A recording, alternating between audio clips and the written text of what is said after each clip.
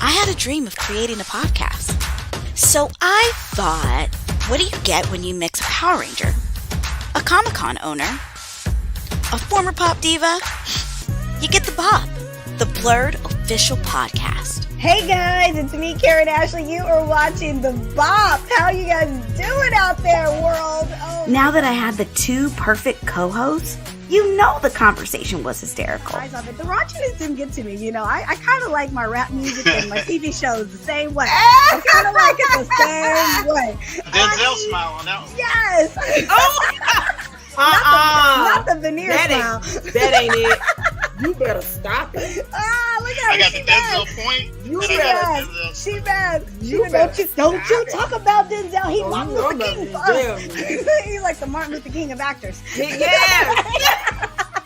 One thing I know for sure, when you get a lot of BLERDs together, we're gonna have a lot to say. Right. Now you go to Charleston, South Carolina, and try to pull a Vegas move. They'll be like, he's dead.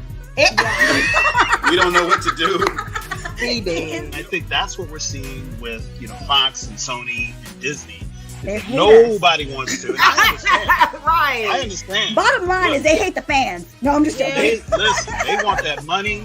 Oh, the chick would be bigger. The check is gonna be bigger. So it's the like you're bigger. Still essentially getting, your fair due. But God, I'm gonna excuse me, I'm gonna say the word. I mean, come on. How much got out of her character? I know.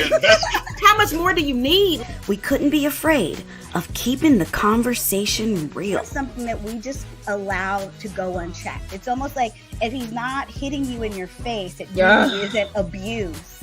Your manic mind is writing checks that your depressive mind can't catch. Yeah, with or without the grief or the loss. A mother always feels like it when kids are that age, up into their teenage years, until they come out of that shit. Like we always are battling, they hate us. When you're a black nerd, you talk about all things nerdy, but you also talk about all things fun. It smells like the love child. It feels like the love child between Steven Spielberg and Stephen King. Daniel Radcliffe has to come back, and everybody else. They gotta have a part in Fantastic But this Beasts. is a prequel. I'm not done. She don't care. She want him there regardless. It's magic. It's supposed to be magic. They can bring Harry into the magical world of Harry Potter. I know. I knew if we could entertain ourselves, we could entertain all of you. Oh my gosh! See, that's why you got to go back and watch everything. You gotta look in there with your nerd glasses. You can see all kinds of your blurred glasses. Your blurred glasses. My blurred glasses. So come hang out at the BOP with your favorite BLERDs, where it is chic to be geek.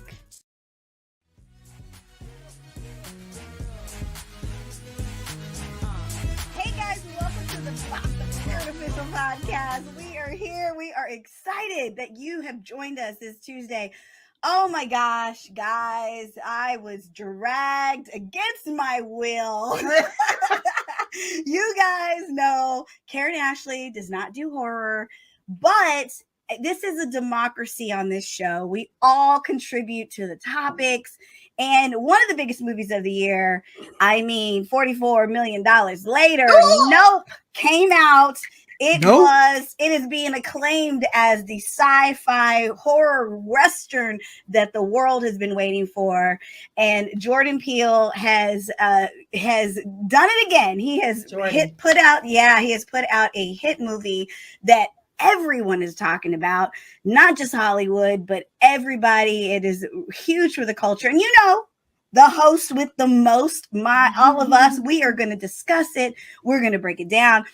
So before we go there, Hilton George, how are you? How is your week? Great. Oh man, listen, I gotta show y'all something. Y'all ready for this? Yes. I have got a shirt from this group that I work with at Thurgood Marshall Academy. Are you ready for this? Look at this. Can you see it? Yes. In charge. I get your shirt like that. Oh, I love it. So this is a group of nerds at this charter high school in Southeast DC. And they have come to BLERDCon, for the last 2-3 years. I've come to their school and spoke to them. It's an amazing group of folks run by a couple friends of mine, Lena and Bobby, and we'll put their last names out on Lena and on Bobby, what's Lena that? they and Bobby, running it out yeah. there, Big and they are things, just big they are things. raising some great BLERDs and bringing them in. So I had to, when I got the shirt, I said, "Oh, I got to wear this on the Bob," and here it is. So I love I'm in it. a great mood. I'm in a I great mood. love Yeah, look at me. it. Love that. I'm in the. Well, you I'm know in what? the I feng love shui. anybody Feng shui. that is harnessing, protecting, and encouraging the BLERD community. Yes. So, head BLERD in charge. I love it. Lena and Bobby, wherever you Getting are, it. we're sending you so much love. Christi, Renee, how are you? How is it going? Listen, I'll be better when Lena and Bobby send me my L. You honey. know what I'm saying? I need an L in that shirt. I like my I shirt. see what I can do for you. Yes. My shirt is pretty dope too. Y'all have to you gotta appreciate my shirt. I love it. I appreciate it. Yes, that was a great meme turned into a great shirt. Listen, Yes. and I'm the queen of theme, right? Yes. Around here. So I try to be appropriate to the whatever we're talking about. So I love this. First of all, Prince forever and ever. Forever. Amen. Just dig, if you will, this picture, honey. He's drawing the mountains. We about to talk about some mountain ranges and some clouds and some horses. Some pretty clouds, some lovely. Yeah. I'm doing great though. I'm excited. Because this is right up my alley, and I'm happy. So let's get to it. Christi Renee is the head of the Jordan Peele fan club. She has already threatened to cut me. So if I end up cut BLERD bot followers, it's because she cut me. Because I've said something that she did not agree on this review. We haven't got started yet, Lisa.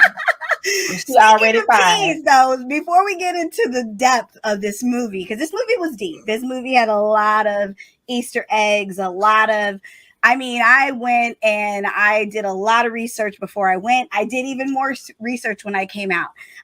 But it has started a craze. One of the things that I don't think they expected was a vintage chi craze. A lot of the shirts that, Keke Palmer was wearing, a lot of the hoodie that, that they had on. It was just a lot of references. Jordan Peele is always going to be a multi-layered kind of brother. And everything means something. Even the tiniest of things have a deep hidden meaning. And it was a different movie because you guys know I love thrillers.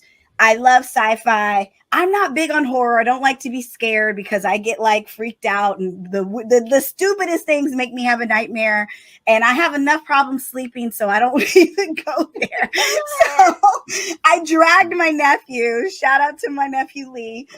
I dragged him with me, and I was like, Christi has known Lee since he was born. I was squeezing his arm the whole movie.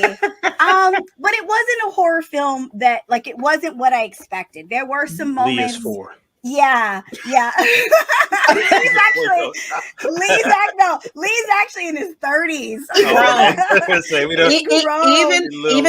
Even though Karan and I are still in our 20s, Lee is in his 30s. He's now older than me. He is now grown up to be older than me. That makes me think of a whole nother set of lies I told my other nephews. Right. I would notoriously lie about my age. So one of them was like, "So you're older? You're younger than my mom? My mom's older than you?" And I go, "Yes, yes, she is." The proverbial sense. Exactly. So, anyways, if we're talking about the film, I liked the film. I thought the film was great. I was entertained by it. Did I love it? I'm not loving it the way that everybody's loving it. And I don't know. Yeah. Nope. That was my favorite part. That was my favorite part because that is what I would do if I was ever put in a situation where there's a murderer, an alien, or something hiding. Whatever. I'd be like, nope. Nope. I am the first one to go, nah, man. I'm going to run that way while everybody runs. Point. I just always am like, why would people investigate some shit? I ain't investigating nothing. If it feels creepy, I'm out. If the house makes a noise, I'm out. That's why I don't stay in Airbnbs, because that is someone else's space that I ain't been able to investigate. I go in saging, honey. I got the sage. Yeah. So because I'm not, this was something out of my wheelhouse. I'm gonna let you guys talk first. So Hilton, we know what Christy feels. I know. Wait How for did me. you I'm feel saying- about the movie? What is your overall feeling on Nope? I hit up a really good friend of mine, Zero Gravity. She's got a really great podcast that she started, and I've known her for a while, but she's a horror maven. And I hit her up first, and I said, Stanley Kubrick, 2001. And then she was like 100%. And I never had to have a follow-up conversation because I already knew she was right. If you haven't seen 2001, A Space Odyssey, because you were not born in 1968, cool. This movie by Stanley Kubrick used a lot of imagery around the monolith. Even if you haven't seen the movie, you've seen the monolith. It's been a theme. It's giant. Yeah. The monolith actually is the letterbox screen that debuted in the 70s in Lawrence of Arabia, and it was a new way to view movies.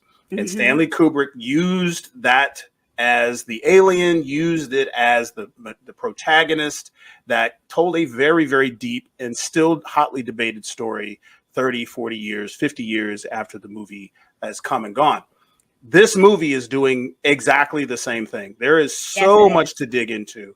There's so much imagery. There's so much metaphor. There's so much subtlety to the story that's being told on the surface.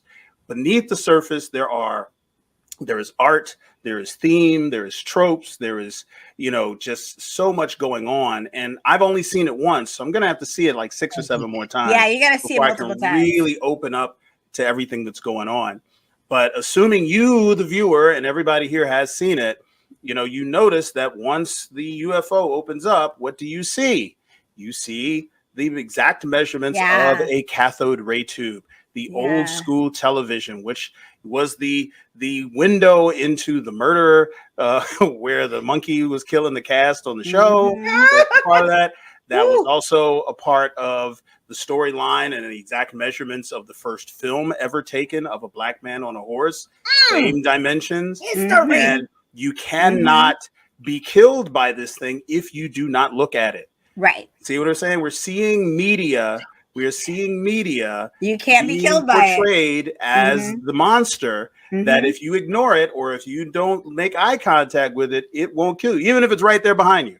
Right. Yeah. So there was so much metaphor in this, and I was like, "Oh my God, he's doing a Black Stanley Kubrick." I got to watch this movie 75 more times because every little thing matters. Yeah, like every nugget of this movie matters, from the keys and coins falling from the sky to the name and the history of the UFO Purple Ranch to the names of the horses that were sold, and all of those things matter. And if you're not a person that likes to dig into movies like this, literally sifting for gold in the sand, along the riverbank, then this movie is going to kind of catch you on your heels, and you're going to be like, "Oh, okay, I kind of got it. It wasn't, The Shining. I wasn't, right." But it was really, really well done. And if you can see what's behind every little action, every little note in the movie, and even if you don't know what it is, but knowing that they are saying and doing more with every scene, that for me was just so enjoyable.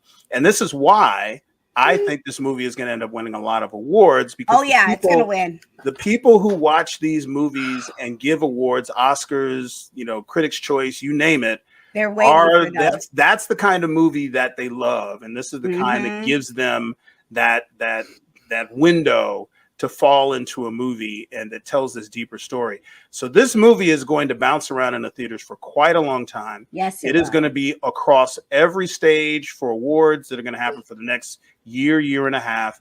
And there's going to be a lot of people like me trying to look a lot smarter than we are, being able to recite every 30-second block of this movie in cocktail parties across the country. Well, what you didn't notice, Now, Carl, I know that you think that you saw it because you own the DVD, dream, but listen, it's a philosopher's dream. I'm telling you, in 2 hours, 13 minutes, screenshot 17 seconds. I'm telling you, the whole movie opens up. The whole movie, it's a different movie. Like that's gonna be.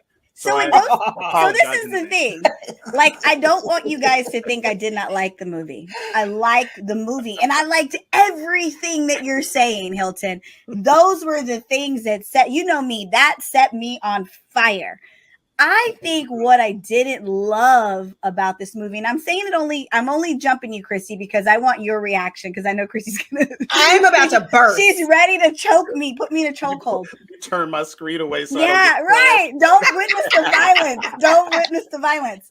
I love the movie. I just wish it wasn't sold to me as a horror film, because for me, it was a thriller. It was a sci-fi Western. There was elements of horror, but I was never like, I honestly scared myself to go see it. And then when I got there, I was never scared. Like, you know. Oh, you weren't scared?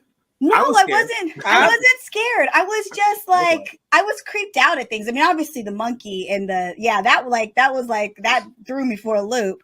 Bruh. And I had an issue with it. Like, day. Yeah, like Peter that was playing. Yeah. Bubbles was not playing. Gordy was on one, right? And I even like the symbolism that held with the modern day story of the woman who was attacked by a chimp. And like, I mean, I'm telling you, I read so much stuff on this. But it was like the crux of the movie.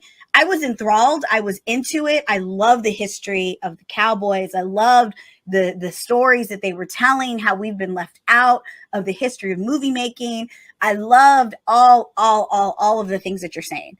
And I especially loved the fact that, you know, it was like media will kill you, but you cannot, if you don't look into it, if you can save yourself, you know? But I guess I just didn't, I didn't feel this was a horror film. Like it wasn't horror for me. So I was like, I was kind of, I was actually like, I went in with a whole nother mindset. And so then I'm sitting there mad confused. And I felt that distracted me. But if I would have just been told, go see this movie, it's a sci-fi Western thriller, there are horror elements, then I would have been like, oh, fuck yeah. You know, but I think because, you know, the movie studios, Jordan Peele is known for horror, and he's known for being this amazing, you know, like layered writer, and there's all these things. I think the studio wanted you to go, and they, you know how they almost feed you what they want you to know. Like if someone's known for making R&B music, they're going to sell that record as R&B. They'll never let that R&B artist sing rock. They'll never let them do. I'm looking dead at Christy's shirt, nodding my head, going, yep. Yeah. They'll never let them do pop music. They'll never let them do gospel. They'll never let them do country. They want to hold them in the box. So I felt like the studio, the way they sold this to us, or someone who was like me, I'm a new fan of Jordan Peele. They shouldn't have done that to me. They should have let me go in and just watch it and then go, oh my gosh, you know, and not having needed to see an advanced screening like Christi you wouldn't have gone. I did. And then you would have missed some of the preview stuff, and you would have went in with a clean slate. Yeah. Gripped Christy's arm because y'all. Yeah. So it wasn't that I didn't love the film. It was just that I went in expecting one thing and I got another, and then it kind of just threw me off, and I was a little perplexed. You thought she was going to Bojangles, and they pulled up at Outback. That's all. Yeah. I get it. We've all been there. Exactly. No, but I will say that ain't fair. I will say this. I did not like the movie. I liked the movie after I came back and like had to process. And then I was like, you know what? I liked it for these reasons, and that's what I need to hold on to. Miss, why is your head all cocked funny? I didn't say anything bad. I just said I'm just ready to go. I'm about to burst. I'm about to burst. Okay, burst. Let's let her burst. That's it. I'm just about to burst. I'm ready to get to it. I cannot. First of all, let me just say this. Yes, it's Jordan Peele. This is his third masterpiece in this space. And here's the thing. In this film, first of all, Get Out is rated a horror. If you want to, it's not a slasher. Horror has so many. Well, it's a different type of. It has so, but that's the thing. It has so many different facets. To that particular genre, we have expanded it beyond boo. You know what I mean? All of his films. First of all, I can't say a bad thing about Jordan Peele, the way his brain just pours out into film. He's a genius. It's brilliant. Yeah. And here's what I got from it. Here's the message. You know, the real horror is us. We are the horror. Humanity is the horror. The things that we like to bring Gordy and to make this whole chimp situation, the way he does it in this film is like saying, again, we're the horror. What the fuck do you have a chimp at home for? Like, why do you have the python? Why do you have we're the horror? It's like we've just got to one up each other or one up this thing that we create in our minds that makes us better than. So we're the horror. And he puts humanity on notice. Every film he has created, he has put us all on notice to look at ourselves, because we're the fucking scary people if we're not careful. And so just all the things, like Hilton, everything you said was like, oh my God. Even the horror of if they didn't promote this as, which it is still a horror film, even after watching it, I'm like mortified. I'm mortified more than I am at watching your typical horror genre. You know, if it is a boo factor, hell, the boo factor for me is, damn, what do we do to each other? What do we do to the planet? What do we do to nature? What do we do to animals? What do we do? All the things that we do, right? Yeah. We pervert so many things that were not meant to be perverted. And so that's the horror. And I feel like that's the central theme of the film, is the main character of it. The references and the homages that he pays. One thing he talked about before, and we said this in another episode just leading up to this movie. And yes, I saw it. I saw it beforehand, and I'm just, oh my God. And my daughter has seen it. She's the youngest in the household, and she's seen it twice already. She went back this past weekend to see it again with friends. And it's like, oh my God. What he does, Jordan Peele has a classic, really iconic way of paying tribute to the things that either horrified him or he really, really liked in his films. And so he always has said the 80s and 90s, it's just scary. You know, those things from those different eras that are identifiable from those eras. And so, listen, Stanley Kubrick, hands down, that's like everything. I mean, with the keys and the shit falling from the sky, that was a tribute to Poltergeist. Like the house with covered in blood, it was like the walls were bleeding, like a tribute to, I could just pull from different movies, a tribute to Amityville. You've got it. It's just so much. It was so much greatness in this, and to center it around something that's very uncommon. Right now, we've got recently. And I love this. And I know that this may not have influenced. I know, give me my moment, honey. Yeah, this you got it, girl. I'm giving it to you. This may not have influenced Jordan Peele, but it ties in because, you know, we have a horse owned by a Black family whose name is Black Lives Matter. He's been winning shit, and they got to holler out Black Lives Matter at the derbies and at the horse races. And it's like, you know, that's not common. And so to take this Black family, you know, make them the focal point in doing raising movie horses, you know, and just having this farm and having struggles financially, like it's just telling all the stories. And to have a Black family owning land today I know this is a few years ago, but it's another decade. But the point is, it's like, that's another horror. I want my 40 acres and a mule. Like that, it just ties in so many things. Listen, and there's some other eggs that need to be. Listen, I don't care about the triple screen. When she said, listen. Did y'all see the Hilton? Did you catch the scissors at the end? You know, we had our us scissors. So he's even now being able to put things from his own films and carry them into, because I'm sorry, Jordan, I love you. You inspire me. When I write, two of my soundtracks, y'all know my soundtracks to when I write I love Michael Abels, and I love that Jordan brings him back film after film. Michael Abels, I follow him on Instagram. I love his work. I use the Get Out soundtrack. I use the Us soundtrack. And then I also use The Handmaid's Tale. Those are my, and Halloween. Those are my four soundtracks that I write. And when I writing session, because I'm a creepy writer, like that's what I do. I love this dark. It makes your mind, it twists your mind. And that's why I feel like it's such a success, despite if you thought it is still a horror film, because it is horrific what we do. It's always about us. We're the scary people. We really are. People are scary. I agree with that, but that's the thing.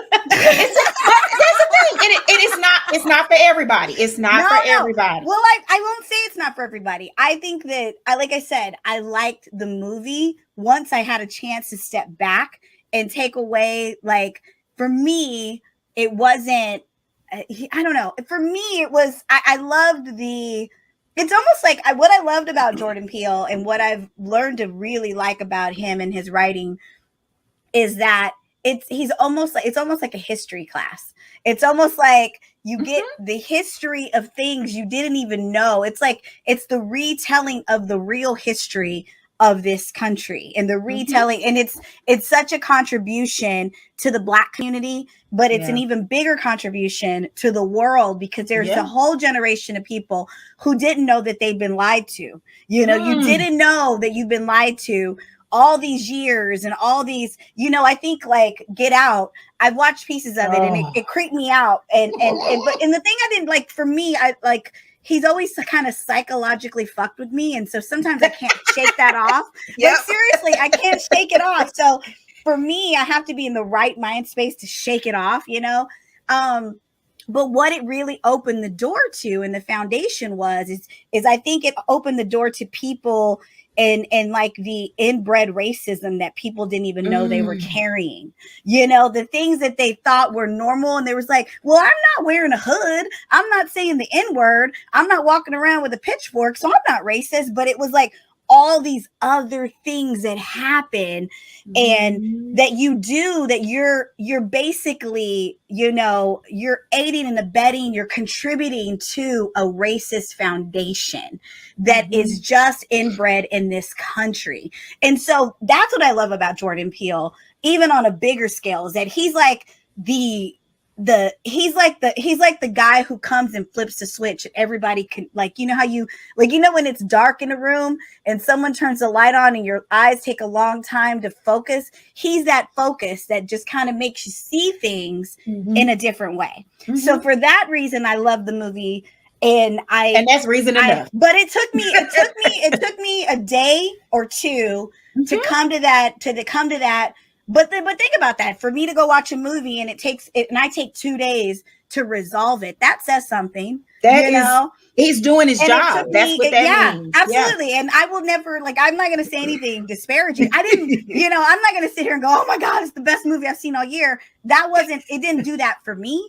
But what I will give him credit is that he was able to add a layer of focus on things that I didn't even realize that I needed.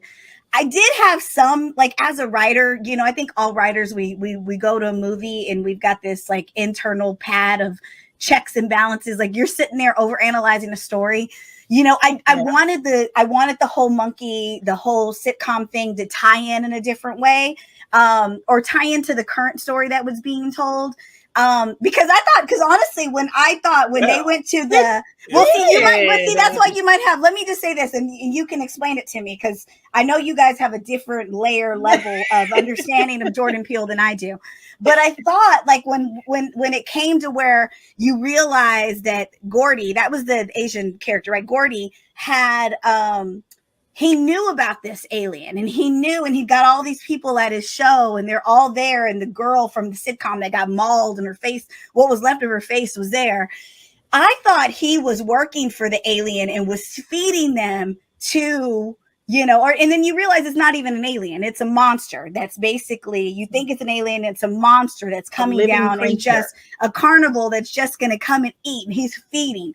So I thought at that moment, I was like, he's feeding them to them. He's feeding, like, he's in on it. That's what, because he's disturbed. He was the kid that was under the table that had survived, but he didn't leave this unscathed. He's a monster too. He's feeding them. And I thought it was going to be revealed that he was feeding them to this monster, and then he was going to turn on Kiki and you know, David, and he was trying to feed them, you know.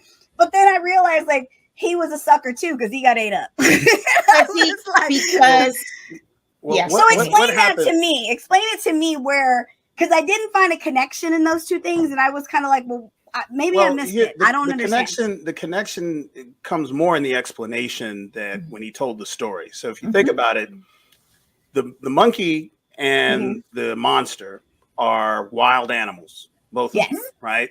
And he was doing in this later part of his life the same thing that failed in the first part of his life in trying to domesticate and turn a wild animal into a TV show star or for entertainment, because it ultimately as the like went bad with the spectacle monkey. at his ranch. Yes, the spectacle. Exactly. Yes. And so what happened was that when he told the story, I was like, oh, there's the tie-in. Here's a guy who watched, this horrific outcome of taking a friendly monkey that was playing according to the rules, give me a banana, I'll do the little thing or whatever. And one day the monkey woke up and said, nah, he got spooked. He just had enough. I'm a wild animal, and therefore I don't subscribe to rhyme or reason that humans do. Right. So here he is using these horses, because what his show was that the horses he was buying from the ranch, he was feeding to this animal, this creature, as part of his show. For 6 weeks, this was going on. Right. And that's why there's like, where are the horses? I want to buy him back. And he was real nervous. Like, sure. We'll talk about that, right? Yeah. Because and he was willing to be distracted by Kiki, who was like, "Oh, look at this! Oh, look at you don't want to talk about getting the horses back because they're gone."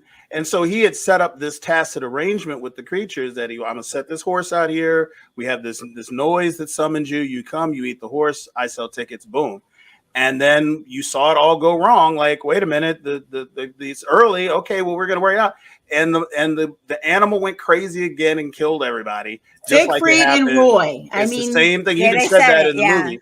And so I think that is where the tie-in is that you have this force of nature, this wild animal that you are trying to control, and it ends up controlling you.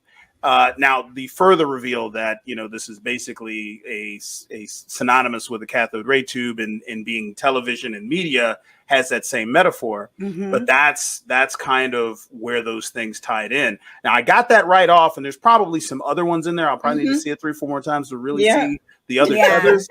But, it's not lost on me that, you've got the guy from the Best Buy, fictional Best Buy Angel playing Brandon Perea is he comes in and he's adding all of this additional media and screens, and none of it works. It all shuts down. The house is the human, right? The TVs and the technology inside the house are your brain. And when this thing comes around, all of that shuts off, and the only thing you can see and hear and encounter is the monster, i.e. the flying saucer. So those, there's so many of those things playing in the background that you don't get in the first viewing. I totally get it. But what I think about in my mind, to your point, is Napoleon Dynamite was the same way for me. I did not see this in the theater. I thought Napoleon Dynamite was the stupidest movie. A long time to appreciate it. I did not even smirk my initial viewing of Napoleon Dynamite. 24 hours later, I am regurgitating all of these scenes, and I am cracking Vote for Pedro. Up. It was like it almost hit you too hard with the dumb stick, and then you realize like this is genius. It's like THC.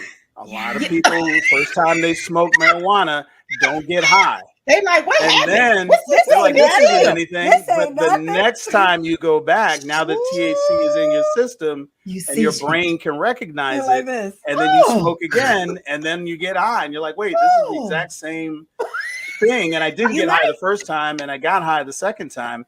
I think that we were going to see, with a lot of Jordan Peele's movie making, that is the effect that I often get. First time I see it, I see the surface stuff. And there are definitely horror elements, and the sounds that were in this movie is so. The score was off the chain, and the sound effects for the creature, the saucer, and then when it unfolds into this thing, and it's like paper mache, and it's like this. It was quite beautiful. It was beautiful. But if I saw it, I'd lose my shit. I would look at it. Right. This is one of the things I didn't think about. I was like, it was too beautiful to be a horror monster, but the whole point. But the whole point was it wanted you to look at it because it was so beautiful. And that's all at once. And remember, but it took me 2 days to like reconcile that in my brain. And but you got to remember why it unfolded. the reason why it unfolded was the same approach, because it kept flashing back to the dad taming horses.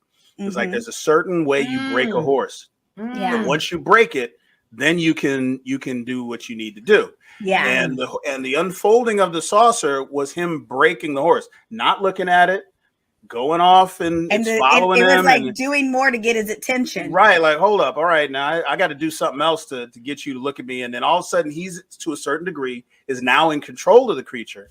And the creature is like, it's all unfolded. And that is why the inflatable, doll ultimately popped and destroyed it. Yeah. Because it was like totally exposed. Every part of it was out there in the open.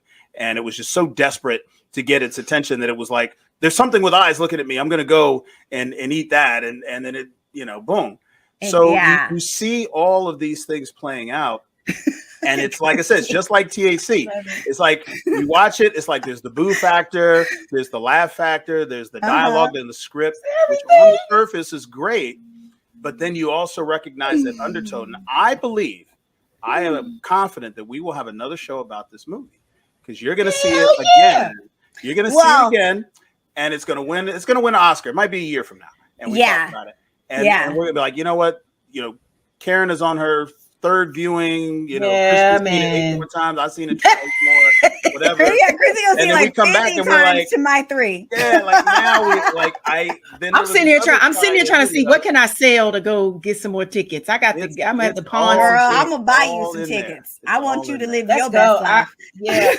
But before I let the mic go, I also want to say that we, the viewing society have to figure out how do we categorize or not categorize Jordan Peele, because to your point, he's in this niche as a horror storyteller. I don't want him to be that. I think he's bigger than that. He's so many other things. But I think it's only with Jordan Peele are we having this challenge, right? Because John Carpenter tells stories that are both hilarious and interesting and complex in the horror genre. But these movies aren't like jump scary all the time. He does great horror. The same thing with Stanley Kubrick. He did 2001, and he's doing these other things. There's so many layers that we allow for other directors to go in. But the conundrum all of a sudden with Jordan Peele, the industry can't quite figure out what to call him. Right. And so we get this thing packaged as a full blown horror movie, which. It's a thriller and it's mystery and it's a horror. It should have been. I think it's multiple things. I wish they would have. No label. They need to. If we're an industry of storytelling and we're an industry of creating something out of nothing, they need to be able to describe this man as that. They need someone to describe. Like, I don't understand why. It's so funny. You come from a genre of creatives, but no one can be creative in describing someone who's multifaceted, and that would have been like, to me, it's like, I feel like Jordan Peele deserves everything he gets because he's so layered and he's so multifaceted and he is such, his brain works in a different way. Like, I can honestly say I'm a writer, but my brain doesn't work on the he's on an alien plane and that's a beautiful thing. And I think that if it would have been packaged to me that way, I would have been like, oh, give it to me. But I was sitting there like this half the movie and nothing came for me. And I don't know that it just distracted me. Wait a minute. The Black audience is ready for that yet. I don't know that if it's not given to us as it was given. Because the metaphor of the title and the way that the word in the title was used in the movie resonated with us the way it did. If it had not been a horror movie, does Nope resonate with a comedy? Does it resonate with a thriller? Does it resonate with a mystery? I mean, so on one hand, I'm comfortable. I need people to become bigger. I need them to think bigger.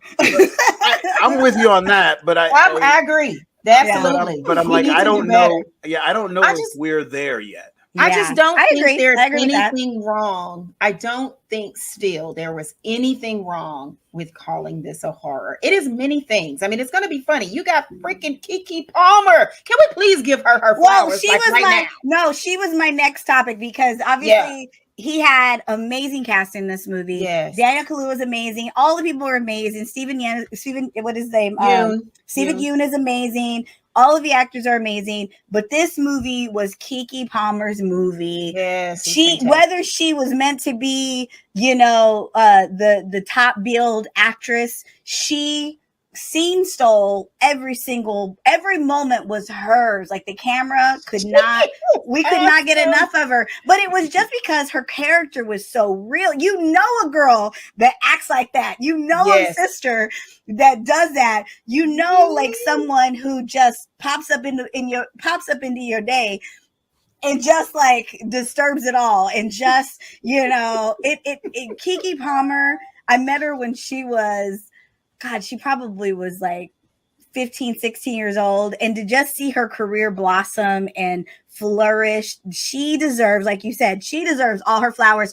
And I'm so excited that Hollywood has finally, and it's hilarious, like the topics and the subjects that have come up this week. Of course, they're going to try to compare her to other actresses and blah, blah, blah. But I'm just so happy that they're finally seeing her as the leading lady, multi-talented, ridiculously just gifted woman that she is, And it was like this. I'm so glad that she was able to bring that to this movie and just shine. To your point, she is exactly like how she is in real life. Let me tell you, a few years ago, she played herself in this movie. She did. But her energy, just that she doesn't have to create a lot of that. She doesn't have to go and do like study acting, how to be cool, down to earth, funny, haha. Like she is that person. We met her. We took a group of all-stars, basketball all-stars, our high school kids. We celebrate every March, and we went to K104, one of the top radio stations here in the Dallas-Fort Worth area. We went, shout out to Cat Daddy, because oh my God, he gives us love every time we do anything. Yes. She pops up on us at K104 at the radio station. And Karen, Ashley, we grew up there. So, that's part of our history.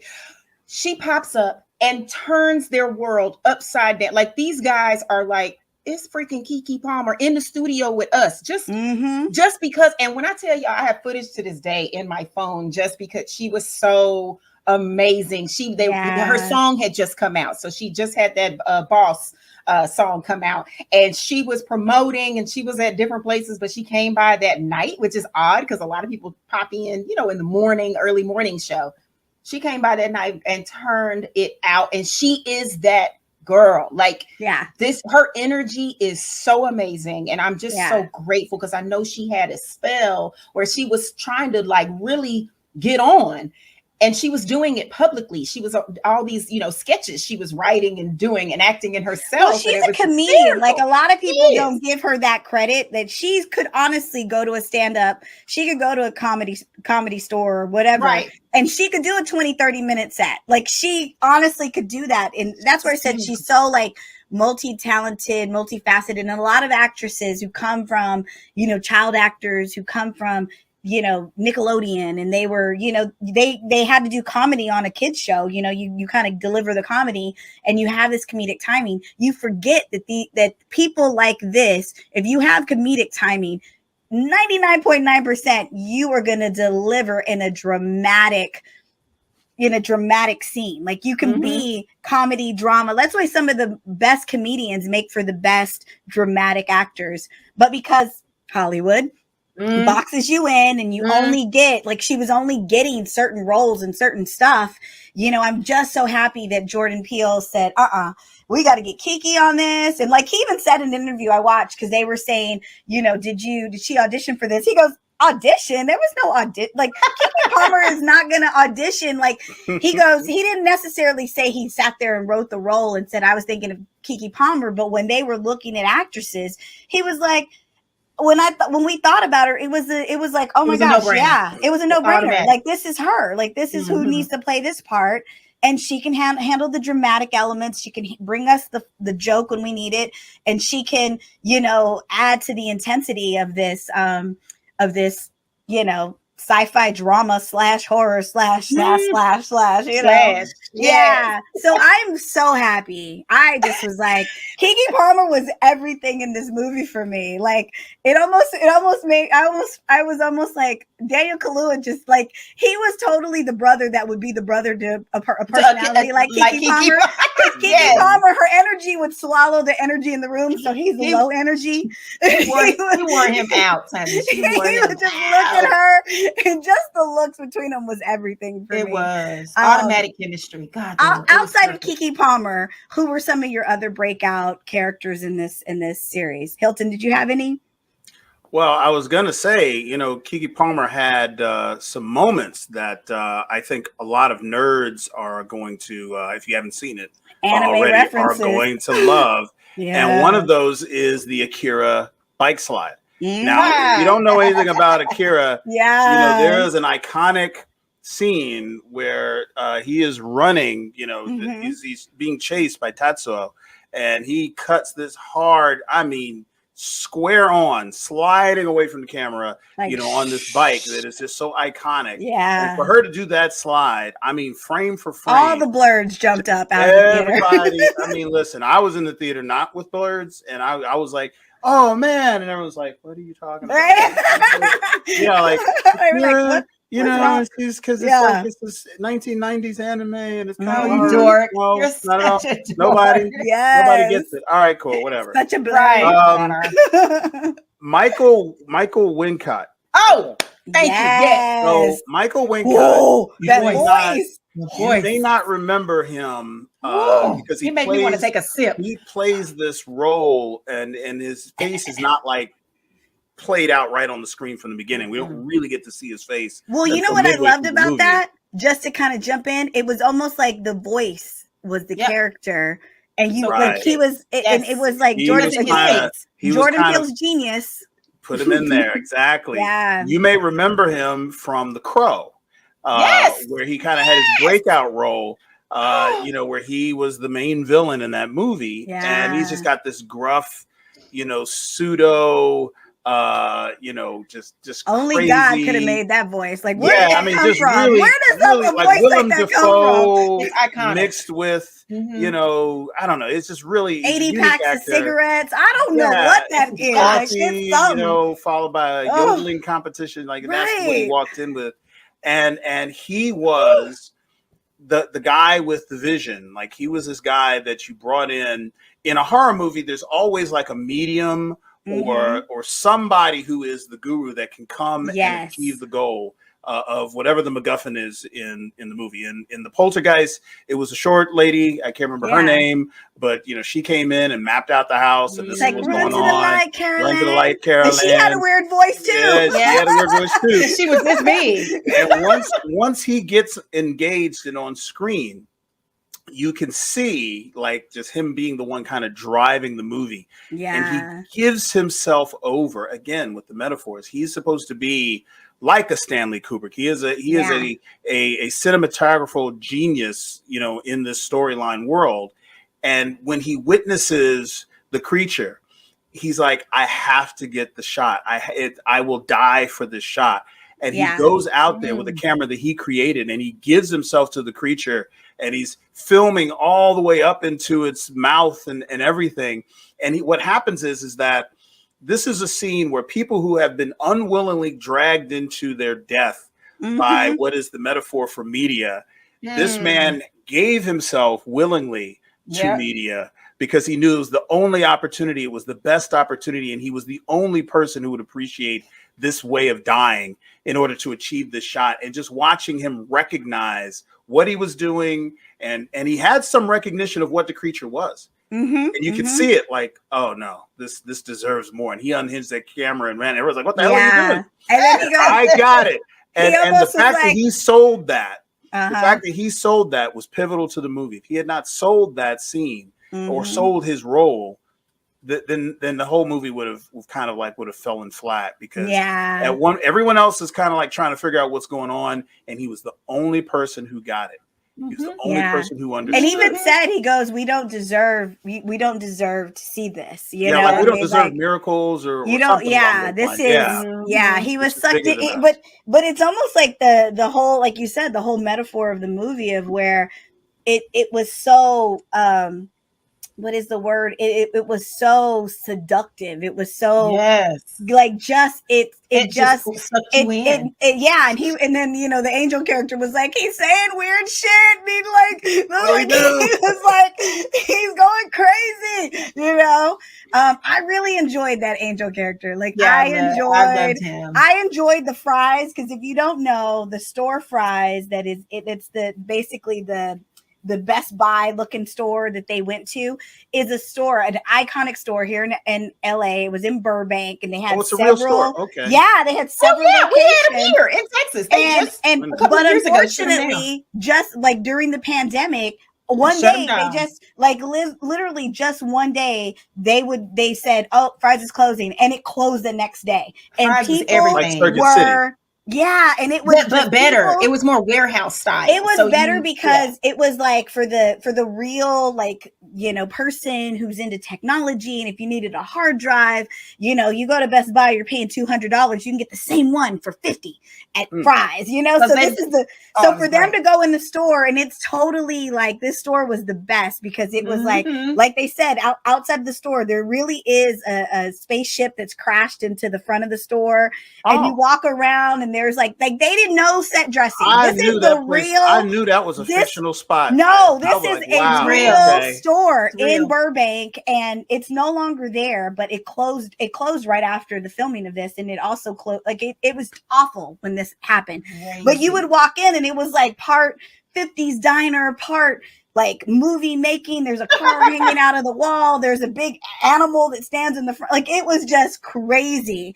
And me and my husband love Fry's. Like we would go there if we needed a phone cord. We'd go there, and you literally would spend like hours in this store of just electronics and TVs and computers and just anything. You could buy like snacks. Like they had all the snacks. When you would be in line, they had 80 different kind of chips. Like it was crazy. Fry's was people who are native, like people who live in LA and people who've lived here, like, you know, like that when I saw Fry's, I screamed. And the fact that they referred to it as Fry's and all of that, it was almost like a homage, like a homage to something that had gotten killed too. Right. Because of the city. Because you go to Fry's now and it's like a desert island. Like it's like, oh, Fry's. It just is. It's like, it's weird when they close something down, how quickly it decays and how quickly it's spooky. It's creepy. Yeah. And it just loses, you know, and they have this big fence around it now and no one knows what they're going to do with it. But, I want to say something just to tag on to that the Fry's truck, of course, the van. Listen, this is another little Easter egg. And again, my kid was the one that had to tell me about it. Oh, so yes. I was like, damn, that's why I got to go see it more and more and more and more, because there's so much more. But the extra Easter egg she got the second time around was the license plate. There's 1111 is on, you know, that became famous after Us. When you see 1111, 1111, 1111, like we do it all the time. When I pick up my phone at 1111, I don't care AM, PM, whatever. If I catch those numbers, I'm like, oh my God, you know, but I'm more conscious of it now after having seen Us. So those are other little things. Like I said, I just appreciate that he's able to now take from his own masterpieces,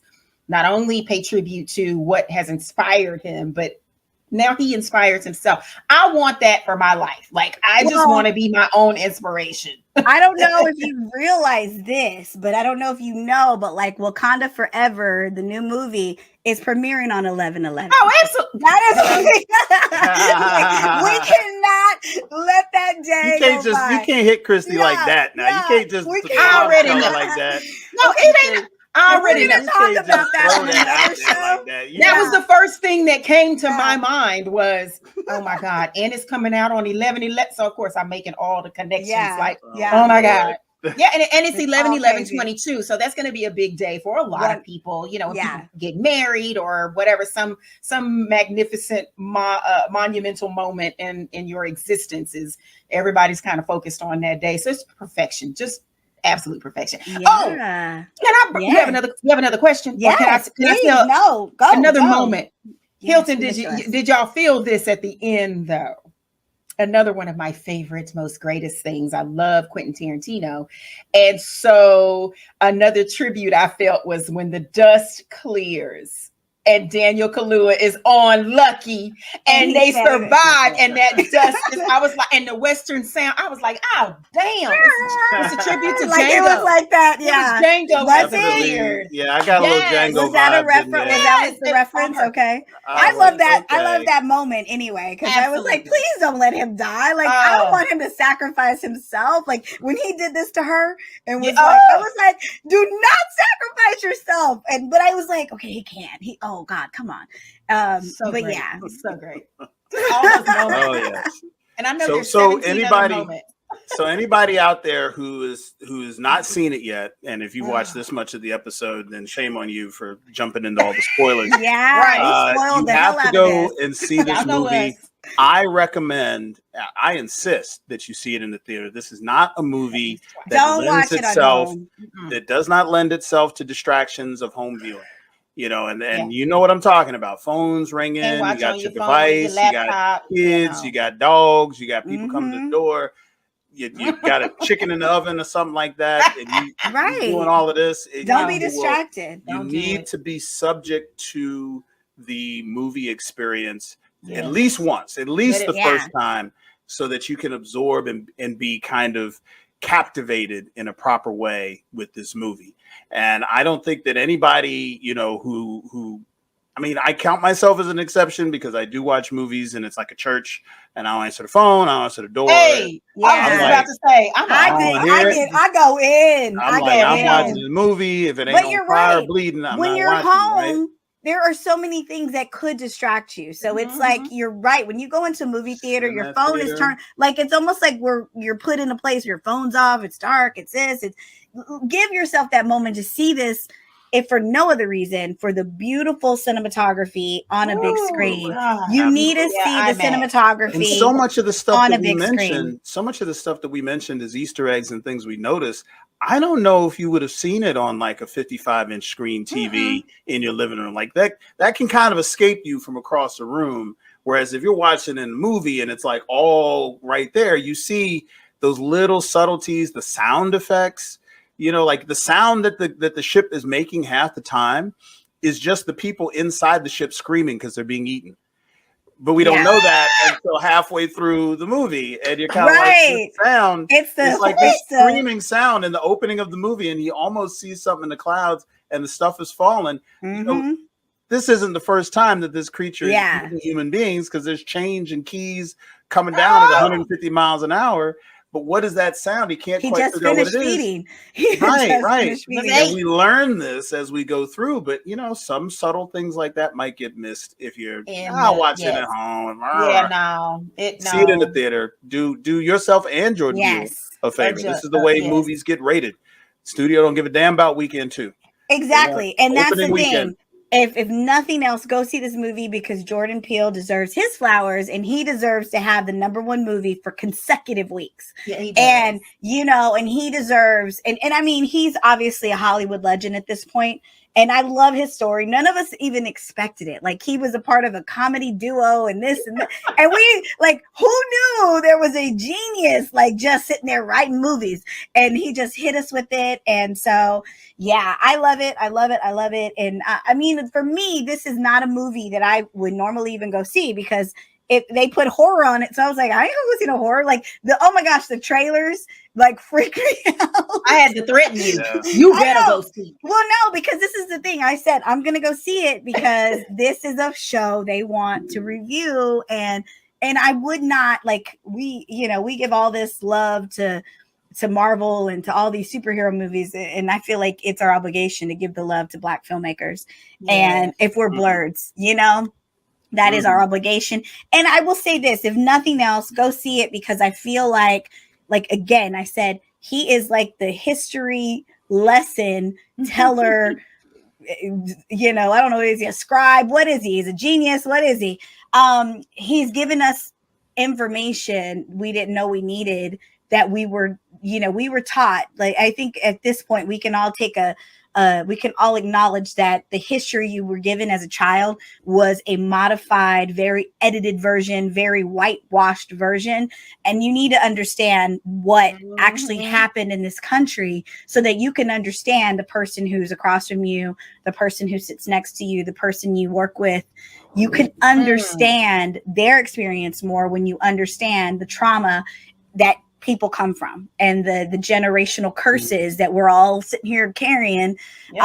In order for us to get rid of it, you got to understand it. So go see now. Movies as a masterclass. Yes. As a masterclass. I would not be surprised at some point there's going to be some sort of film. Like you know how you can go and take a course. There's going to be a course on Jordan Peele and his filmmaking and just storytelling. Gotta be. There's gotta be. So, but guys, thank you for watching the Bob.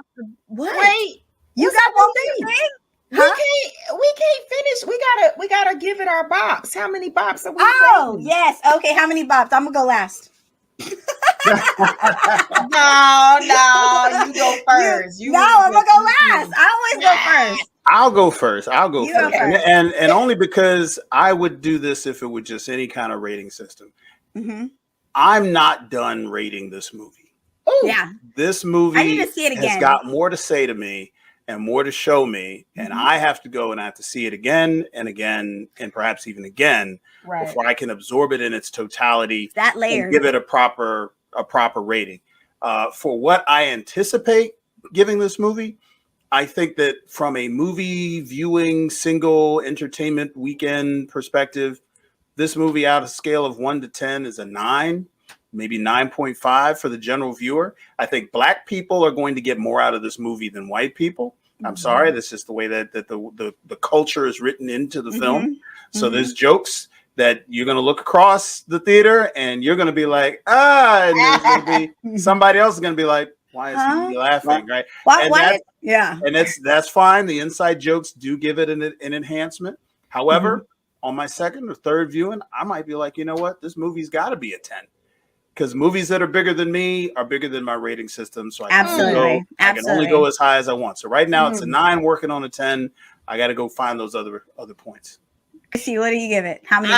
I'm gonna bop it on my bias, but no, I really, again, I can't say enough about this, and I'm going to go beyond because I have such an incredible, immeasurable respect and admiration for the likes of Jordan Peele and what he has done. I've followed him as Key and Peele. I have appreciated him in so many realms, and when he took over the Twilight Zone, like I've loved it. So I was anticipating this for a while now before I even knew it was coming. I knew he was gearing up to get into all these outer spaces. And so I love it. I love it. I love it. I'm giving it an 11-11 bop. 11-11. Check the reference. Final. It gets all the bops. And again, his carefulness in choosing his cast. I just love him for so many reasons. Yeah. And that's part of it. And telling the history and the stories and just all of it. It wins. Yeah. It wins. Okay. I give Jordan Peele, obviously he's a 10. I give the cast a 10 bops. And the story for me, like I'm with Hilton, I need to watch it a few more times.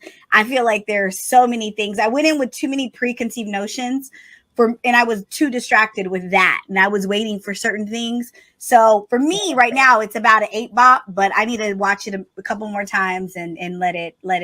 I mean, it's kind of good though. I think Jordan Peele would be happy that people walk away and they're like, I need to see that like 3 more times because I don't know. I need to let this like sink into the membrane. Like that's membrane, a compliment. I think you're right. You're right. It was thought provoking, and I'm a thinker, so I need to go and like think. I need time to think. Well, since we love Jordan Peele, I want him to know again. Whenever we can have him on the show, we can get any of the cast from any of his films. I will hands down, we got you. And I will say this: that the only 2 films I have downloaded on my phone are Us and Get Out. That's it.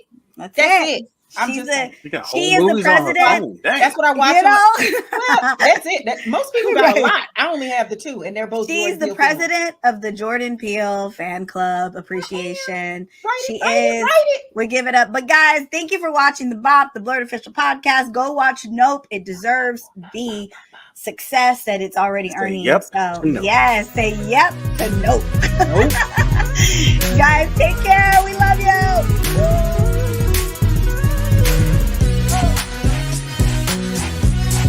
Tune in every Tuesday for a new episode of the BOP, the BLERD official podcast.